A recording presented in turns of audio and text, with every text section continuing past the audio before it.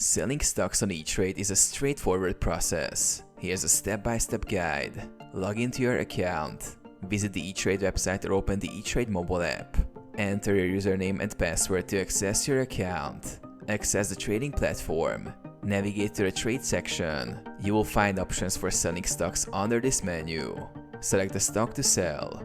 View holdings. Click on your portfolio or account holdings to see a list of your current stocks. Choose the stock. Locate the stock you want to sell and select it. This will take you to the order entry screen. Enter sell order details. Order type. Choose the type of sell order. Market order, limit order, stop order. Quantity. Enter the number of shares you wish to sell.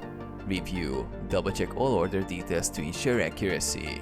Place the order. Submit. Click review order and then place order to finalize the sale.